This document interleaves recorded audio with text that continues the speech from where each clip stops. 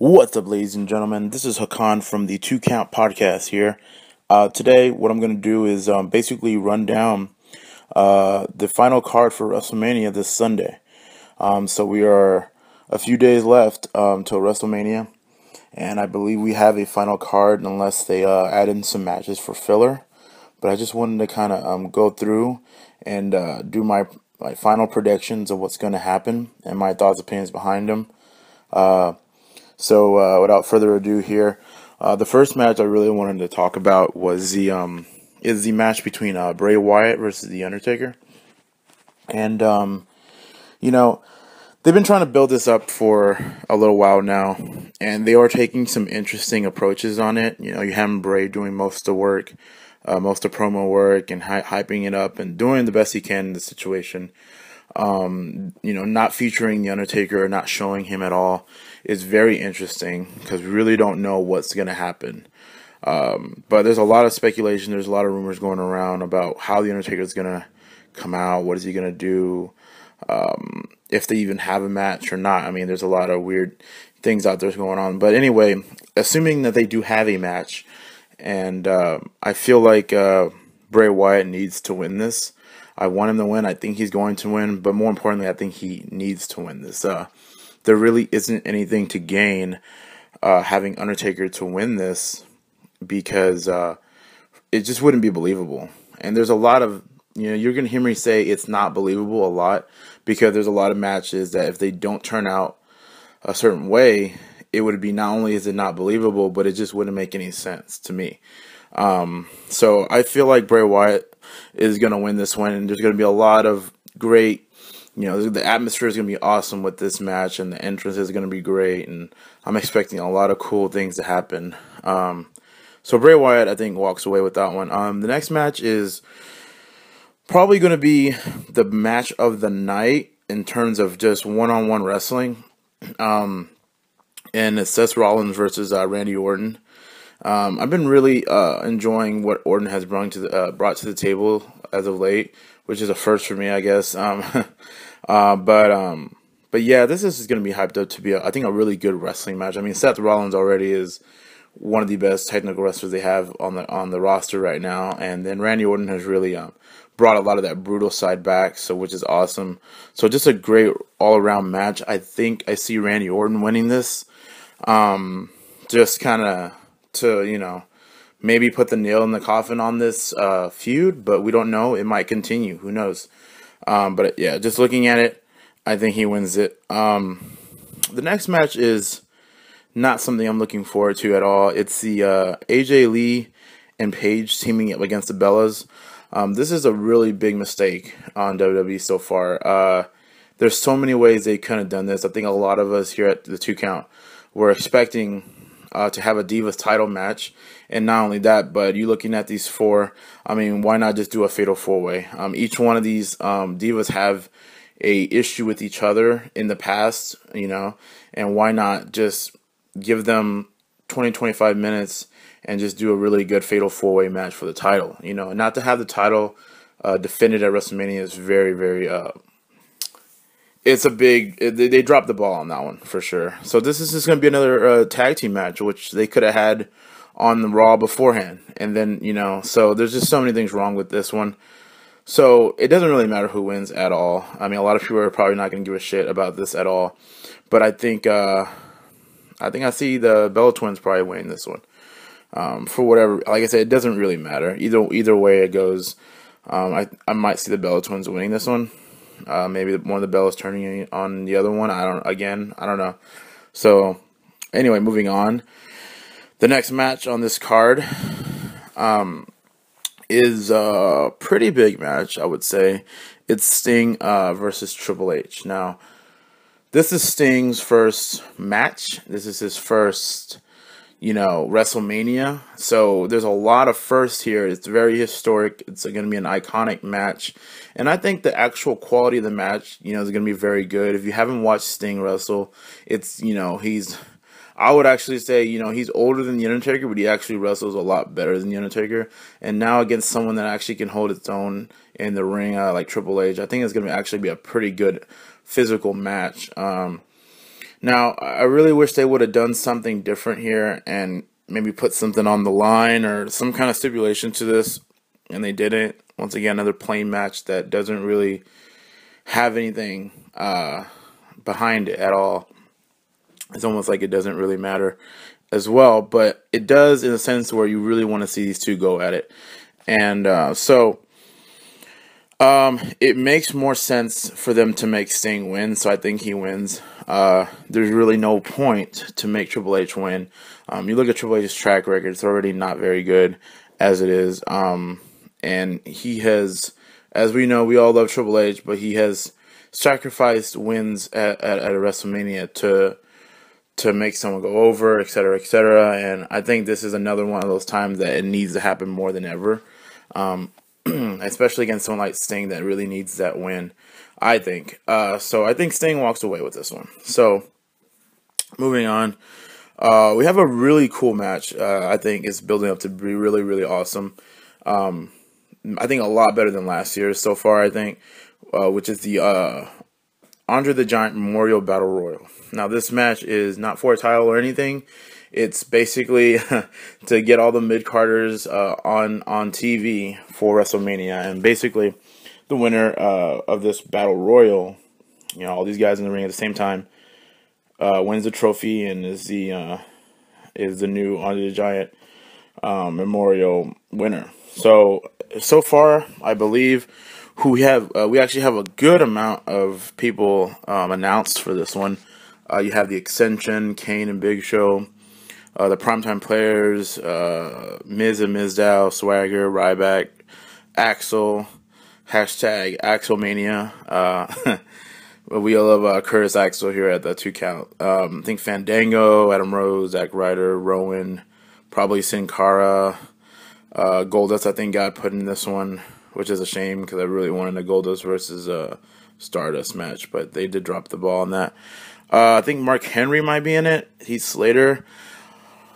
And there's two other things with this match here. One is that they've been airing vignettes for Sheamus to return, so I'm predicting that Sheamus returns in this Battle Royal. Now, I also may think he wins the Rumble, but I'm not too sure. I mean, it doesn't really matter who wins, but it will give a highlight to someone. So I feel like since they're doing the vignettes for Sheamus to come back, and he has not shown up yet, I think he comes back and actually wins this. But another entrant in this Battle Royal is actually going to be the winner of a WWE NXT Access event held prior to WrestleMania. It's going to be a tournament. It's basically everyone, it's going to be like NXT guys, and the winner of this tournament is going to be entered in this Battle Royal. So I think what we have here is that we're going to have guys like Tyler Breeze, Finn Balor, probably Baron Corbin, Adrian Neville competing in this tournament, and the winner is going to actually make his debut at WrestleMania. So there's a lot of ways we can look at this. It's very exciting being, us being fans of NXT is very exciting to see this happen. We are guaranteed one person from NXT to be at WrestleMania, so which is awesome. I feel like it came down for me. It came down for two superstars, and basically, you look at what's going on in NXT right now, and you look at, who kind of needs to get called up. And if you look at it, it's Tyler Breeze and Adrian Neville kind of stand out. I mean, a lot of people would want Sami Zayn and everything, but he has his own thing going on right now. Same thing with in NXT, like currently. He has this thing going on right now, so there's no way he would win or even be involved in it. Same thing with Kevin Owens and like Finn Balor. I don't think any of those guys will win the tournament. I mean, Finn Balor may. It'd be awesome. I think he needs a little bit more time in NXT right now. But not that he needs it, but like just for his character and everything like that. But so really, who comes out is Adrian Neville and Breeze. Realistically, I predict Adrian Neville winning this one. I would want Tyler Breeze to win because I just really want him to debut. But when you really look at it in this kind of aspect, I think it'd make more sense to actually put Adrian Neville because it'd give him a launch pad without anything behind it to get to the main roster. And he has been off of TV for a while now. and he's not involved in anything involved in NXT right now. So for him to do this, I think it would be a good chance for him to get in there. Personally, I think if they were going to do Tyler Breeze, I'd rather have him debut a different way, maybe with vignettes or something else on SmackDown or Raw. I would actually prefer Raw, so we can wait for that. But I think Adrian Neville in this Battle Royal would be great, because I think he would just show off really well in ring and maybe last at the end or something. That'd be awesome. So I'm actually looking forward to that match a lot. The next match is also it's a ladder match for the WWE Intercontinental title. So it's basically like a TLC match, instead of TLC, but for the title. We have Dolph Ziggler versus R-Truth versus Dean Ambrose versus Luke Harper versus Stardust versus Daniel Bryan, and then versus the champ, Bad News Barrett. Definitely seeing a title change here, without a doubt. Since I don't think they're going to be I don't know. We'll see, but I think it's going to be a great match. It's going to be very compared to, other TLC or ladder matches or Money in the Bank matches. It's going to be very hectic, very crazy. You're going to be on the edge of your seat to see who wins this title. And I think at first I wasn't on board with it, but now I think they really kind of built it up to be really interesting, really cool. I don't see Wade Barrett winning this at all. He's had the title already for a while, and I don't think it's going anywhere. Oh, I don't think it's going anywhere with him, I should say. But I do see there's a possibility of it coming down to Dolph Ziggler and Daniel Bryan for me. And kind of already reading on the fact that they want to carry that feud. To carry that feud would be great, and to carry that feud for the title would be even better. So I think Ziggler has been winning over Bryan previously to WrestleMania. So I think actually Daniel Bryan comes out and wins it, and I think it'd be the most important thing to happen, because you need to build that. You really need to build the prestige of that title, and to hand it on to Daniel Bryan to win it would be great. I think it would really do that. I feel like it would almost raise the prestige of that title right under the WWE title. So it'd be great for him to win that. Our next match is something I'm not really looking forward to watching. I don't think it's gonna be very good at all. Just looking at it, John Cena versus Rusev for the U.S. title. No matter how much I think Rusev needs to win this shit, they're gonna give it to John Cena. I mean. And if they don't give it to John Cena, it would actually be a huge statement. And I feel like there may be, it would be a good sign for things to come. Because if they make John Cena lose at WrestleMania for a title, after all the hype and all the build for this match, I don't know how big it makes I don't know how big it makes Rusev look, but it does make him look huge. And also intact, because Rusev has everything to lose in this match. He has his own streak to lose, and he has the title to lose here. John Cena has absolutely nothing to lose out of this match. Even if he loses this match, it doesn't really matter. It's just Rusev showing his strength again.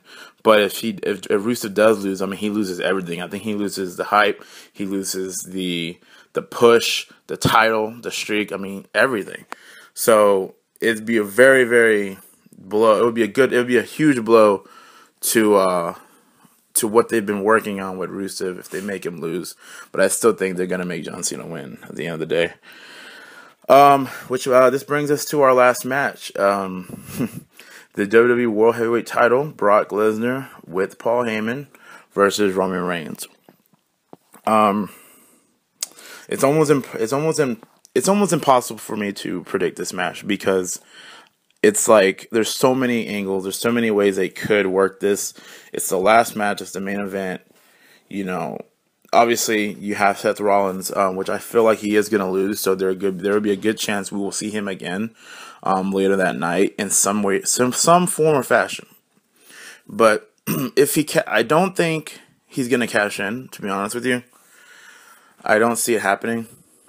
And if it does cash in, he's either going to fail or it's not going to go through because of interference with Randy Orton or whatever. So, honestly, I see Brock Lesnar winning this title.